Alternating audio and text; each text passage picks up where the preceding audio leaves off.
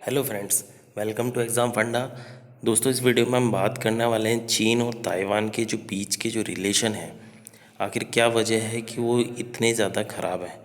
और साथ ही साथ वन चाइना पॉलिसी जो कि ताइवान पे लागू करता है चीन, ये है क्या। तो आज आप जीके के साथ साथ मैं आपको चाइना के बारे में भी बताऊंगा।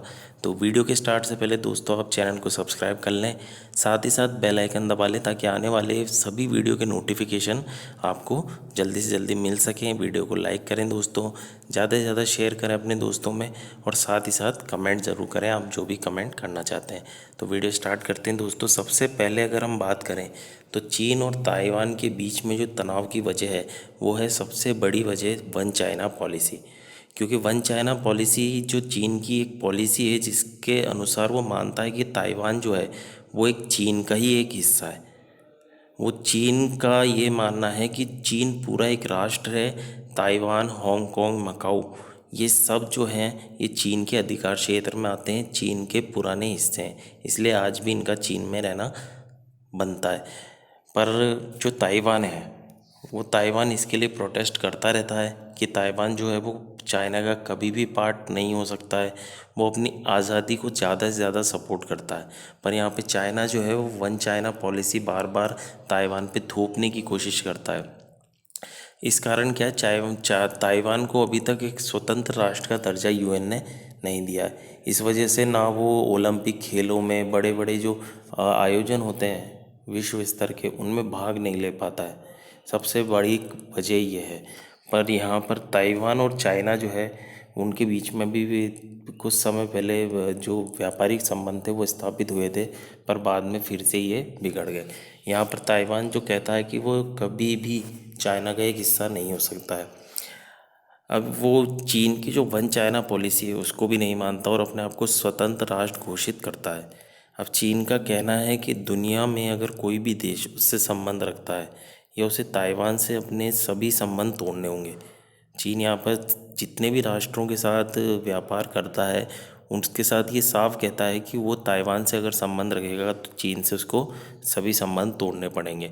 इसी कारण जो दुनिया के अधिकतर देश हैं, बड़े बड़े देश हैं, वो भी ताइवान को स्वतंत्र राष्ट्र की मान्यता नहीं देते हैं। पर अब धीरे धीरे माहौल बदल रहा है। अभी हाल फिलहाल में आपने जो घटनाएं देखी, यूएस जो है, अमेरिका, वो ताइवान के साथ खड़ा हुआ आपको नज़र आ रहा है। और जो बड़े बड़े देश हैं कई सारे, वो भी ताइवान के साथ खड़े हुए नज़र आ रहे हैं। तो हम उम्मीद कर सकते हैं कि जल्दी से जल्दी जो ताइवान है वो एक स्वतंत्र राष्ट्र के रूप में आपको देखने को मिलेगा। अब अगर हम इसकी हिस्ट्री की बात करें तो वर्ष 1642 से 1661 तक जो ताइवान में था वो नीदरलैंड्स की कॉलोनी था, यानी नीदरलैंड्स का एक हिस्सा था जहाँ पर नीदरलैंड्स की तरह वहाँ पर कामकाज चलता था। उसके बाद जब चीन का जो चिंग राजवंश आया, उसने लगभग 1683 से 1683 से 1895 1895 तक ताइवान पर शासन किया। लेकिन साल 1895 में जब जापान के हाथों चीन की हार हुई, उसके बाद ताइवान जो था वो जापान के हिस्से में आ गया। अब दूसरा जब विश्व युद्ध हुआ तो दूसरे विश्व युद्ध में जापान की हार के बाद अमेरिका और ब्रिटेन ने तय किया था कि ताइवान और उसके सहयोगियों को चीन के बड़े राजनेता और military commander Chiang Kai Shek को सौंप देना चाहिए। ये चैंग काई शेक जो है ये ताइवान इनको भगा दिया गया था। अभी मैं आगे बताऊंगा आपको कि चैंग की जो पार्टी थी उस वक्त चीन के एक बड़े हिस्से पर उसका नियंत्रण था। चैंग की खुद की अपनी भी आर्मी होती थी।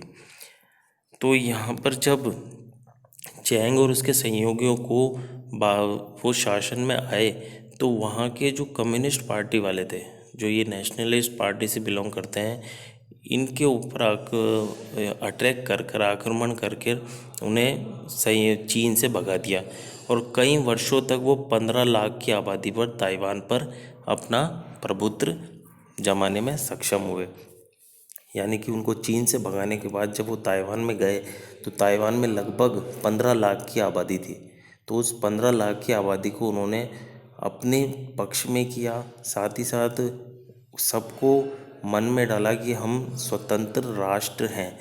तो ये चाइना की जो पॉलिसीज़ थी उनसे अलग हटके जाना चाहते थे।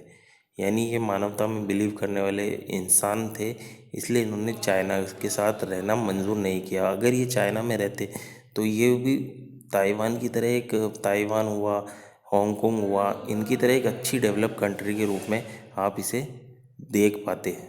पर ताइवान को जो डेवलपमेंट था उसको चाइना ने सबसे भारी नुकसान पहुंचाने की कोशिश करी, पर हालांकि वो इसमें सफल नहीं हो पाया। ताइवान भी आज की तारीख में काफ़ी डेवलप्ड कंट्री में आता है।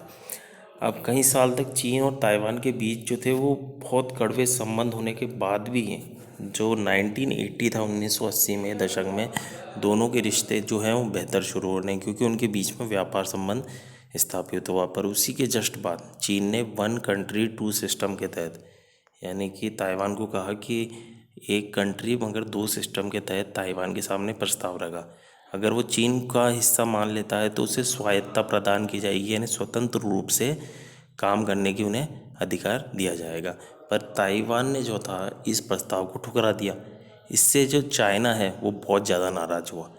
उसने फिर पूरा का पूरा क्लेम, यानी पूरा का पूरा ही ताइवान जो था उसको क्लेम ठोक दिया कि ये पूरी की पूरी तरीके से चीन का हिस्सा है, और साथ ही साथ पूरे देश, पूरे विश्व में एक ताकतवर शक्ति के रूप में उभरने के साथ साथ सबको अपनी तरफ किया कि कोई भी ताइवान को स्वतंत्र राष्ट्र घोषित करने में सहमति ना दिखाए।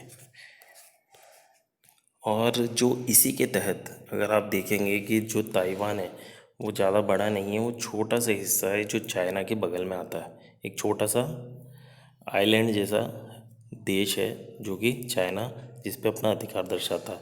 और ताइवान जो है उसको अभी भी आधिकारिक तौर पर रिपब्लिक ऑफ चाइना कहा जाता है, अभी भी रिपब्लिक ऑफ चाइना कहा जाता है। जबकि जो चाइना है उसे पीपल्स रिपब्लिक ऑफ चाइना कहा जाता है, जो कि कम्युनिस्ट के अंडर में है, जबकि ये नेशनलिस्ट के अंडर में ताइवान है। और चीन जो है वो ताकतवर देश है, इसीलिए ताइवान को संयुक्त राष्ट्र ने भी मान्यता नहीं दी है। और इसी के कारण वो अंतर्राष्ट्रीय खेल आयोजनों में ताइवान को हिस्सा नहीं मिलता, यानी बहुत मुश्किल होती है उसको किसी भी अंतर्राष्ट्रीय आयोजन में हिस्सा लेने में। ठीक, तो ये कुछ खास बातें थी। यही कारण है कि ताइवान और चाइना के बीच में रिश्ते जो हैं वो बेहतर नहीं है। ताइवान खुद को स्वतंत्र करना चाहता है। तो अगर वीडियो आपको पसंद आया हो दोस्तों तो चैनल को सब्सक्राइब कर लें, वीडियो को लाइक करें, ज़्यादा से ज़्यादा शेयर करें और बेल आइकन ज़रूर दबा लें।